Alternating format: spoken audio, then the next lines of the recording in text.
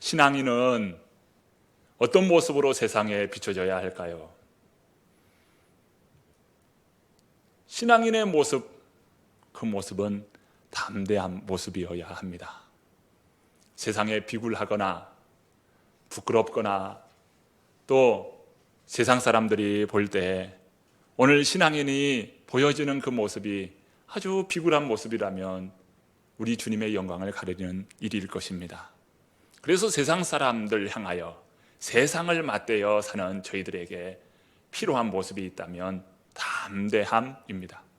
나는 예수 그리스도를 믿는 신앙인입니다 라고 하는 이 고백을, 여러분 부끄러운 고백입니까? 우리는 진리 되시는 우리 주님이 우리와 함께하고 계시고 오늘 우리는 진리인 하나님의 말씀을 가진 자인데 세상을 향하여 담대하게 서 있어야 하겠지요. 제가 20대에 읽었던 책 가운데 잊지 않고 기억하는 한 이야기가 있습니다. 어느 한 성도님이 목사님을 찾아서 한 이야기였습니다. 어느 한 성도님이 목사님께 이런 이야기를 해요. 목사님, 허구의 스토리, 허구의 이야기를 희극, 연극을 통해서 이야기하는 그 연극을 보면 저는 많이 감동을 받습니다. 그리고 그 허구의 이야기지만 마치 사실처럼 그것을 받아들입니다. 그런데 목사님이 가르쳐 주시고 목사님이 하시는 그 설교를 들으면 분명 하나님의 말씀은 진리인데 그 진리의 말씀이 사실처럼 받아들이지 않습니다 라고 하는 그런 스토리였어요. 하나님의 말씀은 변하지도 퇴색되지도 않는 영원한 말씀입니다. 천지는 없어질지언정 하나님의 말씀은 영영하다고 말씀한 그 말씀을 오늘 우리가 가지고 있습니다. 그런데 오늘 우리가 그 진리를 가진 오늘 우리가 세상 사람들에게 보여지는 그 모습이 마치 허구인 것 마냥 부끄러운 모습으로 비춰진다면 진리가 과연 진리이겠습니까? 세상 사람들을 감화시키고 감동하게 하는 것은 바로 담대함에서 나온다고 보여집니다. 이 모습은 초대교회의 모습이었고 또 예수 그리스도를 증거한 복음 전도자의 모습이었습니다. 담대함입니다. 베드로와 요한은 솔로몬 행각이라고 하는 그곳에서 하나님의 말씀을 전하였습니다. 그런데 하나님의 말씀을 증거한 그 일에 방해받는 일이 일어납니다. 산헤드린 공회가 소집되어서 베드로와 요한을 옥에 가두었어요. 하루 동안 그들은 이 옥에 머물면서 그 다음날 신문하게 됩니다. 그런데 예수님을 대했던 산헤드린의 모습이 조금 달라요. 기존에 예수님께 행했던 모습은 어떠했나요? 밤에 예수님을 붙잡아서 그 밤에 신문하였습니다. 원래 산헤드린 그 신문의 과정은 이렇게 옥에 가두어서 그 다음날 정해진 시간에 신문하는 것이 정상입니다. 지금 사도행전에서 보여지는 신문의 방법이 정상적인 방법이에요. 예수님께 행했던 그 산헤드린 그들의 이 집회가 얼마나 불법 집회였는지를 알 수가 있습니다. 자, 베드로와 요한은 옥에 갇혔습니다. 그리고 신문합니다. 그 신문한 주체가 바로 산헤드린 공의회입니다. 우리는 산헤드린 공의회가 어떤 곳인지 보다 더 자세히 이해할 필요가 있습니다. 이제 유대인들로 분류되는 이러한 사람들이 예수 믿는 사도들과 초대교회의 성도들을 끊임없이 비판하는 모습들을 사도행전을 통해서 보게 될 것입니다. 왜 그들이 예수님을 믿는, 예수님을 전하는 그들에게 핍박을 했을까요? 단순히 자신이 믿는 바가 다르기 때문에 그랬을까요? 특별히 사내들인 공예의 이 주체, 핵심 세력이 누구인지를 아는 것은 대단히 중요한 의미를 갖습니다. 예루살렘은 많은 이스라엘의 부가 축적이 되는 그러한 지역이죠. 우리나라도 수도권에 핵심적인 부가 축적이 되어 있지 않습니까? 그런 것처럼 예루살렘은 핵심적인 이스라엘의 부가 축적이 되는 곳이에요. 그런데 그 대다수의 이 부자가 누구냐면 바로 사두개파에 해당되는 사람들이었습니다. 사두개파에 해당되는 이 사람들이 대다수 부를 축적하고 있었어요. 이들은 귀족이었어요. 그리고 이들은 사내들인의 핵심 멤버입니다. 결국 사내들인을 장악한 세력이 바로 사두개파에 해당되는 사람들이었습니다. 바리새파 사람들은 평민계급에 해당되는, 평민계층에 해당되는 사람들입니다.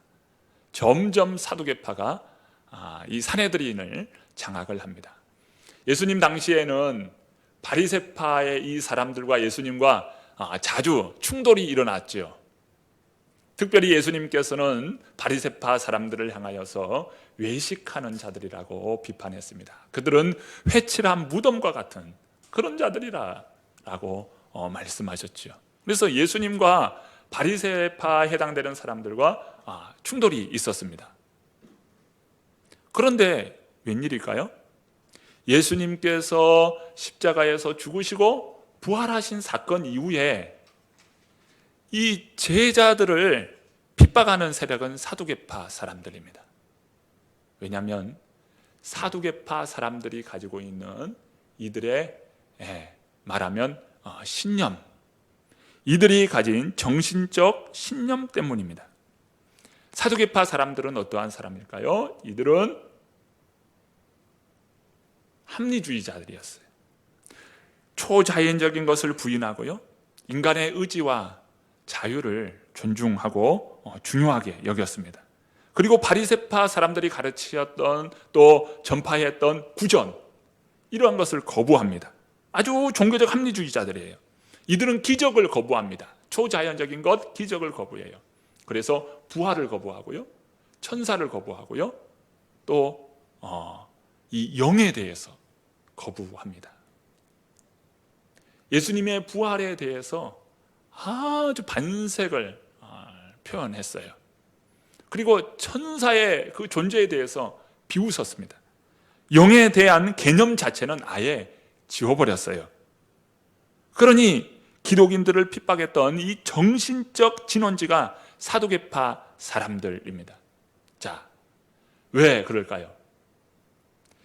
예수님의 제자들의 핵심 메시지가 바로 부활이었기 때문입니다.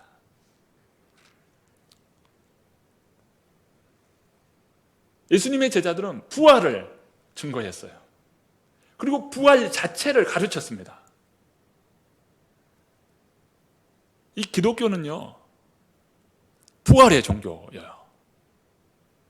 기존의 유대 전통 안에서는 안식일을 중요시하면서 안식일을 지켰잖아요.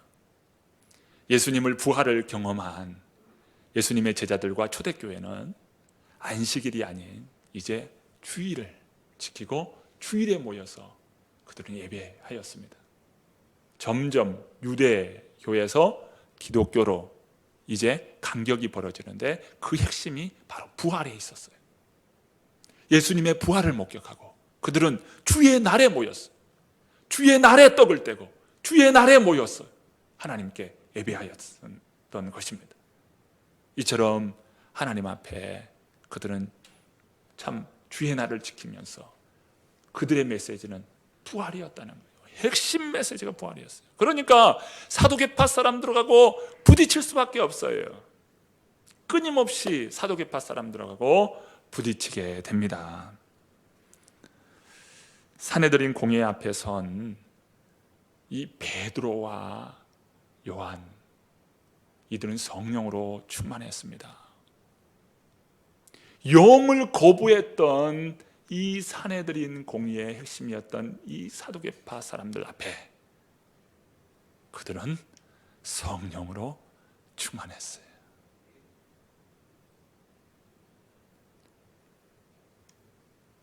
지금 사내들인 공회는 아주 시퍼런 날을 세워서 그들을 어떻게 하면 핍박하고 어떻게 하면 처단할까라는 아주 시퍼런 눈을 뜨고 그들을 향하여 응시하고 쏘아보았어. 본래 학문 없는 범인이었다. 이들은 아주 연약한 갈릴리 출신의 이 어부들이었어요. 그런 자들이 아주 합리주의적이고 철학적인 이런 사람들에 맞서서 서 있다라고 생각할 때 어떻게 이들이 감당할 수 있습니까? 그런데 보시죠. 13절 말씀입니다. 한번 보시겠습니다. 13절 말씀 읽어봅니다. 그들이 베드로와 요한이 담대하게 말함을 보고 그들을 본래 학문 없는 범인으로 알았다가 이상히 여기며 또 전에 예수와 함께 있던 줄도 알고. 사내들인 공의회는 사도들을 가리켜서 본래 학문 없는 범인이라고 했어요. 이 사내들인 공의 앞에선 이 사람들, 이들은 아주 꼼짝없이 아주 당할 판이에요. 하지만 사도들은 그들이 예수님과 함께 있는 자였다. 부활하신 주님이 그들과 함께하고 있는 자들이. 이러한 인상은 어떻게 해서 가능할까요? 바로 성령을 통해서 가능한 거죠. 이 베드로와 요한이 성령으로 충만했던 것이죠. 어떻게 우리가 이 세상을 향하여 담대하게 설 수 있습니까?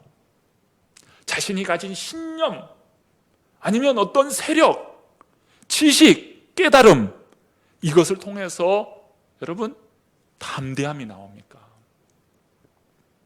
적어도 오늘 말씀을 통해서 우리가 볼 때 담대함은 바로 성령의 역사예요.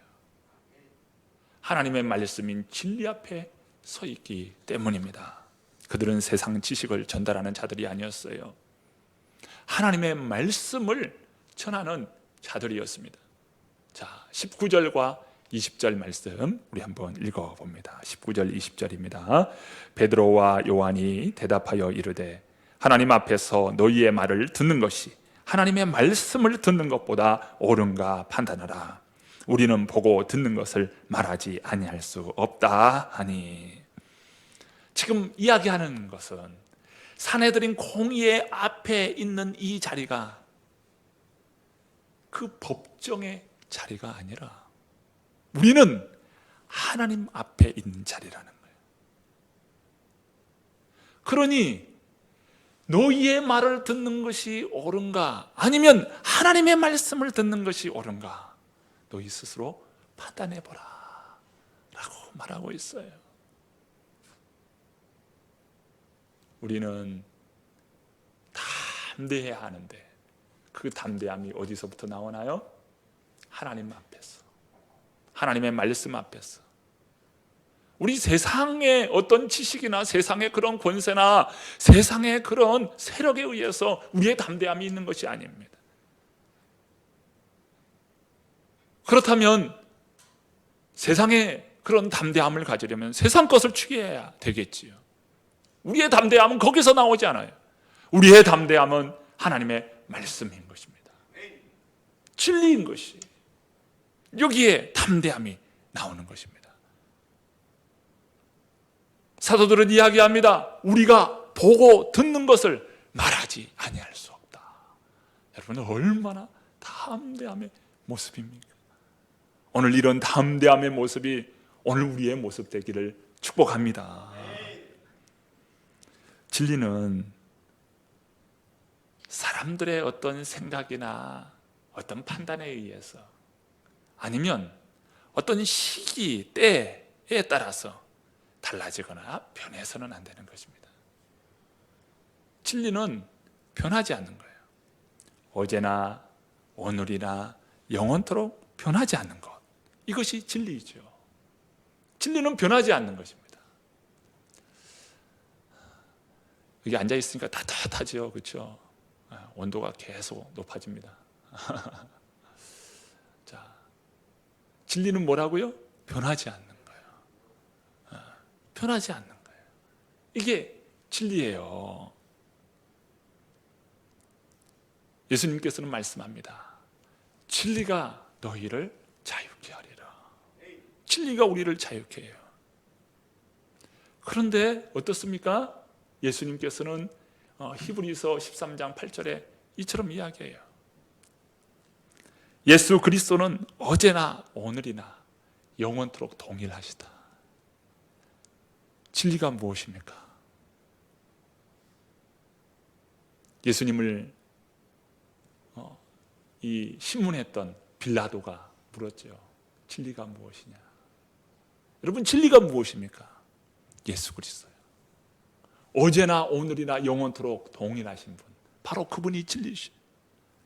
예수님이 생명이십니다. 예수님이 능력이셔요. 예수님이 진리 자체이셔요. 예수님이 복음 자체이셔요. 진리예요.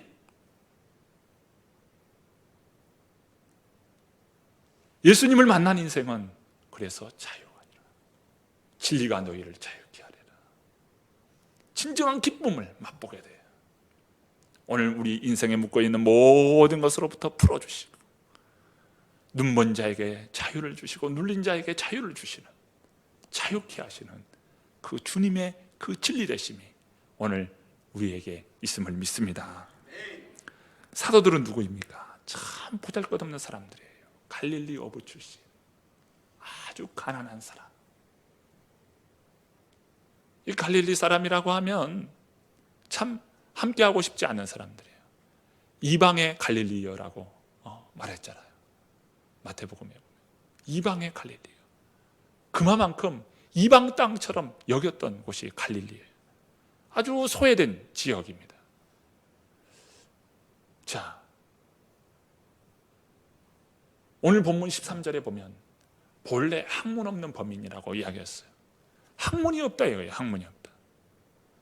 로마가 이런 당시 성경을 쓰여졌던 이 로마 시대에 이 식자층, 이제 글을 쓰고 또 읽고 그러면서 식자층 지식인들은 1% 미만이었습니다.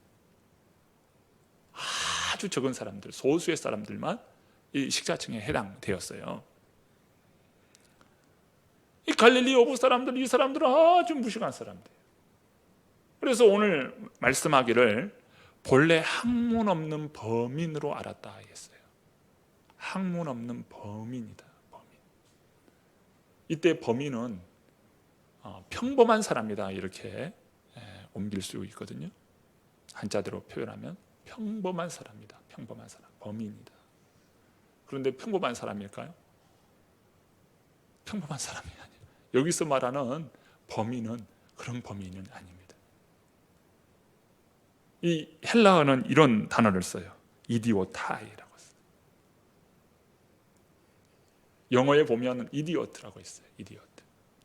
이게 뭐냐면 이 영화를 보다 보면 이디엇 하는 그런 말을 쓰는데, 이 멍충아, 이 바보야, 뭐 이런 표현이에요. 아주 욕입니다. 욕. 영어의 욕이에요. 멍충이다 이거예요. 이 학문 없는 범인이다. 이 학문 없는 바보 천치들이다. 이런 표현인 것입니다. 아주 무식하기 짝이 없는 사람들이다. 이런 사람들이에요. 그런데 놀랍죠? 이들이 그렇게 멍충이라고 이야기했던 이 사람들 때문에 이들이 두려워하고 있어요. 이들이 두려워합니다. 왜 이들이 두려워합니까? 한 번은 예수님께서 예루살렘에 올라와서 이제 많은 학자층들을 만나게 되었어요. 그때 이들이 예수님을 향하여 하는 이야기가 있어요. 저가 갈릴리 사람 아니냐? 이 사람이 배우지 아니하였거늘 어떻게 그를 아느냐? 이 똑같은 상황이 지금 제자들에게 적용되고 있어요. 하지만 사내들인 이 사람들은 이 베드로와 요한에 놀라고 있어요. 왜 놀랐을까요? 이들은 진리를 알고 진리 가운데 거하고 하나님의 말씀이 함께하고 있기 때문에. 그들이 전한 것은 오직 하나님의 말씀이었어요. 그러니 그들이 놀랄 수밖에 없는 것이죠. 이러한 모습은 사도 바울의 모습에서도 나타납니다. 갈라디아서 1장 10절 말씀입니다. 자, 한번 보시죠. 이제 내가 사람들에게 좋게 하랴 하나님께 좋게 하랴 사람들에게 기쁨을 구하랴 내가 지금까지 사람들의 기쁨을 구하였다면 그리스도의 종이 아니니라. 여러분, 진리가 담대하게 합니다.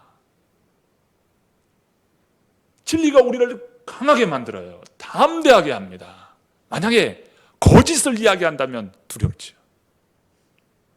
그런데 진리를 말하면 담대한 것입니다. 세상 사람들은 말이죠, 어떤 영웅 심리에 있어서 담대함을 이야기해요. 영웅 심리, 내 한 몸 불태워서 세상을 향하여 뭔가 메시지를 전하겠다, 이 영웅 심리거든요.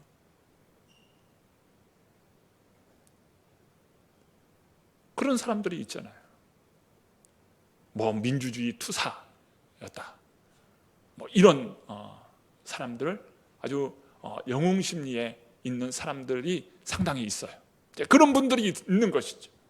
영웅 심리에 불타서 내 한 몸 불태웠어, 뭔가 이 사회에 메시지를 줘야 되겠다. 그런데요, 우리는 그 영웅 심리가 아니에요. 이 사도 베드로나 요한이 지금 말하는 이것은 영웅 심리에서 나오는 게 아닙니다. 그냥 진리에서 나오는 거예요. 진리에서. 여러분, 우리는 진리 가운데 있는 사람들이에요. 단순히 이 진리는요, 주관적인 담대함이 아니에요. 객관적인 담대함인 것이에요. 객관적인 실체가 있는 거예요. 자, 오늘 본문 한번 보세요. 14절 말씀입니다. 14절 우리 같이 한번 읽어보겠습니다. 읽습니다. 또 병 나은 사람이 그들과 함께 서 있는 것을 보고 비난할 말이 없는지라. 자, 지금 안진뱅이가 걷고 뛰고 또 그 사람이 지금 눈앞에 있는 거예요. 이 사람이 눈앞에 있는 거예요. 어떤 주관적인 능력이 아니고, 주관적인 어떤 신념이 아니고, 주관적인 어떤 개념 이해가 아니라 아주 객관적인 바로 담대함의 이유가 지금 앞에 있는 거예요. 걷고 뛰었던 바로 그 사람이 지금 눈앞에 있는 거예요. 그래서 어떻습니까? 하나님의 능력을 보았고 그들이 선포한 것은 하나님의 말씀이었다는 거예요. 자, 16절 말씀 또 한번 읽어봅니다. 16절 말씀 읽습니다. 이 사람들을 어떻게 할까? 그들로 말미암아 유명한 표적 나타난 것이 예루살렘에 사는 모든 사람에게 알려졌으니 우리도 부인할 수 없는지라. 자, 보세요. 예루살렘에 있는 모든 사람들이 인정합니다. 그 많은 사람들이 바로 이 사건에 대해서 인정하는 거예요. 그럴 뿐만 아니라 지금 이것을 증언하고 있는 사내들인 공회 또한 이것을 부인할 수 없다. 그들도 인정하는 거예요. 자, 이어서 21절 말씀 또 읽어봅니다. 21절입니다. 읽습니다. 관리들이 백성들 때문에 그들을 어떻게 처벌할지 방법을 찾지 못하고 다시 위협하여 놓아주었으니 이는 모든 사람이 그 된 일을 보고 하나님께 영광을 돌립니다. 아멘. 백성들이 지지하는 거예요. 단순히 몇 사람이 아니라 백성들이 이 일을 지지하는 거예요. 민심은 천심이다, 이런 말이 있잖아요. 백성들이 다 인정하게 되는 거예요. 사도행전에 나타난 선교적인 그런 모습에서 그들의 반응들이 있어요. 사람들의 반응들이 나타납니다. 그 반응들이 여러 번 등장하는데 그 중에 대표적인 모습이 바로 온 백성에게 칭송을 받는다라고 하는 거예요. 온 백성에게 칭송을 받는다. 사도행전 2장 47절 말씀입니다. 하나님을 찬미하며 또 온 백성에게 칭송을 받으니 주께서 구원받는 사람을 날마다 더하게 하시니라.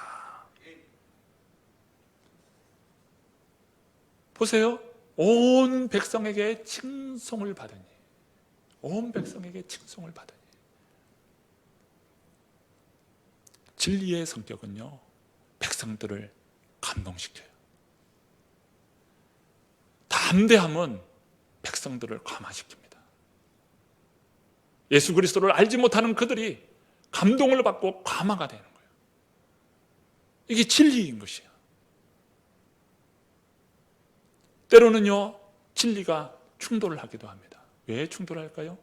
진리와 비진리 가운데서 일어나는 충돌이에요. 그래서 그 가운데 일어나는 것은 때로는 핍박이 일어나기도 합니다. 왜 그럴까요? 바로 진리와 비진리가 충돌하기 때문에 일어나는 현상이에요. 그러나 세상은요, 진리를 원해요. 세상은 진리에 목말라하고 있어요. 교회는 많은데 참된 그리스도인을 간절히 바라고 있어요. 교회 개수가 자랑이 아니라 참다운 진리의 사람, 진리의 성도를 이 시대가 목말라하고 있어요. 간디의 유명한 말이 있죠.